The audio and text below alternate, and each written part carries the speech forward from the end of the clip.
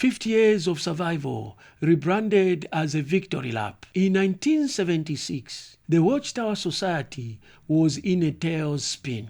An internal crisis so massive that it forced a corporate restructuring to just keep the doors open.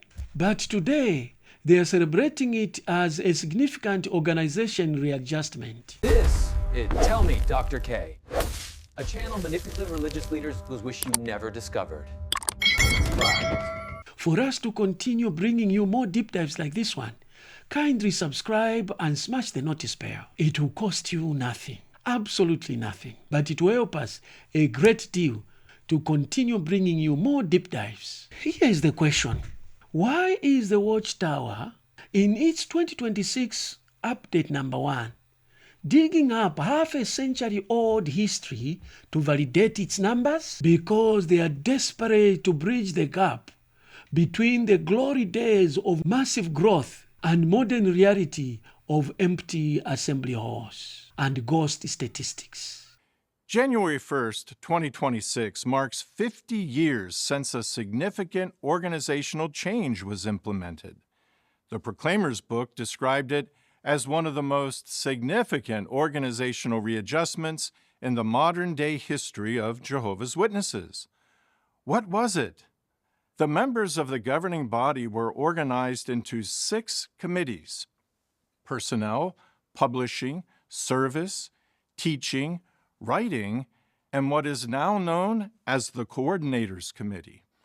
All activities of the organization and congregations around the earth came under the supervision of these committees. On February 1st, 1976, the governing body implemented a related change in the way that branch offices are organized.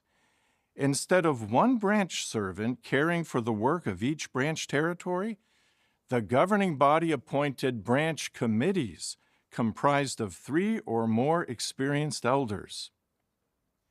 Jehovah's blessing has been evident. In 1976, there were 2.1 million publishers, but now, 50 years later, there are more than 9 million publishers.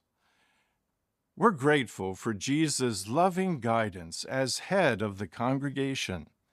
He's overseeing the preaching work and blessing our efforts to adapt our methods so we can reach as many as possible. This isn't just an update. It is an admission that the old model has failed, and failed lamentably so. We are pulling back the curtain on the spin they don't want you to see. The 1976 smokescreen. Here is what they are not telling millions of viewers watching this update. The 1976 was not a planned adjustment. It was an emergency surgery. Now here is what happened in 1975. After the end of the world prophecy flopped, the power was stripped from a single person, the president, and handed to committees. Why mention it now? It's because the organization is facing a similar crisis of authority in 2026. By sanitizing the 1976 disaster and calling it divine strategy, they are conditioning you to accept radical changes that they plan to implement. And the desperate changes they are making today and calling it new light instead of calling what it is. But have you ever wondered, though, how exactly does Jehovah reveal clarified understanding of the Scriptures, new light, in modern times? When the governing body is meeting together as the faithful and discreet slave, how does it work? So clearly, by what means does Jehovah reveal new light? It's by His Spirit. We recognize the key role that Jehovah's Spirit has in revealing the truth. The Ghost Publisher Scandal. This is the most dishonest comparison in the history of the organization. In 1976, there were 2.1 million publishers, but now, 50 years later, there are more than 9 million publishers. We're grateful for Jesus' loving guidance as head of the congregation. He's overseeing the preaching work and blessing our efforts to adapt our methods so we can reach as many as possible. Let's look at the math. In 1976, a publisher had to knock on doors, track every minute, and meet a rigorous quota. It was a high friction, high commitment metric. In 2026, the publisher has been gutted. You just check a box. No hours, no proof, no accountability. Comparing the 1976's 2 million hardcore members to 2026 9 million checkbox members is like comparing a marathon runner to someone who watched a video about running. They have inflated the currency to hide that the bank is bankrupt. Active engagement was cluttered, so they simply lower the numbers so that everyone can meet them. If numbers don't matter anymore, why does this specific number remain mandatory? Because the governing body has realized its door-to-door evangelism is dead. Their only hope for survival is the Bible study pipeline. But look at the 2026 update number 1 methodology. They have replaced deep scriptural study with a simplified brochure, interactive, visual, and emotionally driven. What direction do we have on how to conduct an effective Bible study using the Enjoy Life Forever book? In 2021, using Enjoy Life Forever in the Ministry, also known as the S-196 form, was made available through the congregation. In addition, the brochure Love People, Make Disciples provides practical instruction. Appendix C is entitled How to Conduct Bible Studies Using Enjoy Life Forever.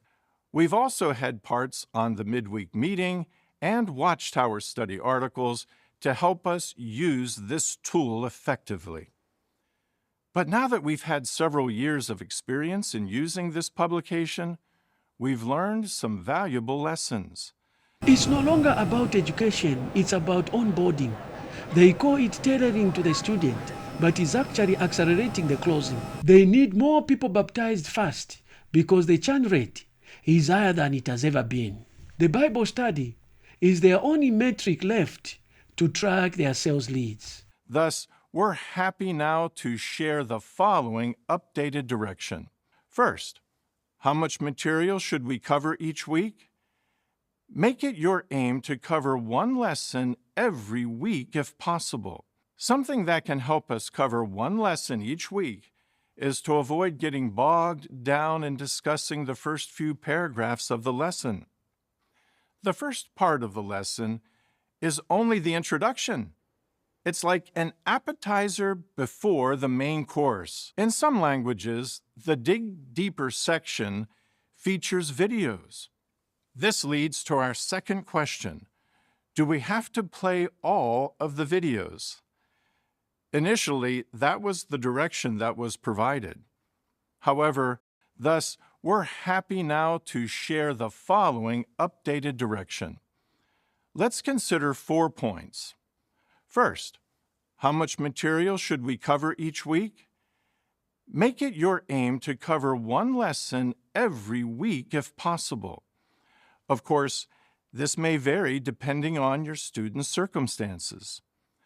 Something that can help us cover one lesson each week is to avoid getting bogged down in discussing the first few paragraphs of the lesson. The first part of the lesson is only the introduction. It's like an appetizer before the main course. So let's keep the discussion of those first few paragraphs brief. How can we do so? We can encourage our students to read the introduction of each lesson when they prepare for the study. If they do, we do not need to read it again during the study. That will allow more time for the Dig Deeper section. In some languages, the Dig Deeper section features videos. This leads to our second question. Do we have to play all of the videos? Initially, that was the direction that was provided. However, we would now like to clarify that it is not necessary to play all of the videos. How should the Explore section be used? During the study, it's not necessary to cover the Explore section. That section is simply a resource to answer our students' questions. Question number 4. How can we tailor the material to our student? So generally, it's best to follow the lessons in the order they appear. But we can be flexible. Depending on the needs of our student, we may choose to jump ahead or even back to a lesson that will especially help him. For example, what if your student recently lost a loved one in death? Depending on the circumstances, you may choose to cover Lesson 29. What happens when we die? After that, we could go back to where we had left off in the book. What if your student gets baptized before finishing the book? What should you do? The answer is found at Colossians 2, verses 6 and 7. There, the Apostle Paul stated the goal that all baptized Christians have. Just as you have accepted Christ Jesus the Lord, go on walking in union with Him, being rooted and built up in Him, and being stabilized in the faith, just as you were taught, and overflowing with thanksgiving. We want our students to be stabilized in the faith. So, what will we do if our student gets baptized before we finish the book? We want to continue studying with him until he completes the publication. This will help him to be made firm in the faith. The psychology of guilt. This is the pivot. Emotional guilt. By simplifying the material to a checkbox level, they are taking away your excuses. If you can't do this is ministry, then the failure is personal. It's a psychological trap to keep the rank and file busy so that they don't have the time to look at the 1976 history for themselves. The 2026 update number 1 is a masterclass in corporate rebranding. It's not a report of spiritual health. It's a declaration of an emergency. They are trying to convince you that a shrinking, aging organization is actually expanding by changing what they count. Don't let the 1950 anniversary distract you from the reality. The joy of the harvest they keep talking about, it sounds a lot like the panic of the 1970s. The question is, will the rank and file see through the spin before the next adjustment? If this video has opened your mind about the real motive of the 2026 update number 1 of the governing body, kindly do us a favor. Like, subscribe, and smash the notice bell so that when we upload another video, you receive a notification. And by doing so, you are helping us to continue bringing you more deep dives like this one. To watch other governing body updates, click on this link.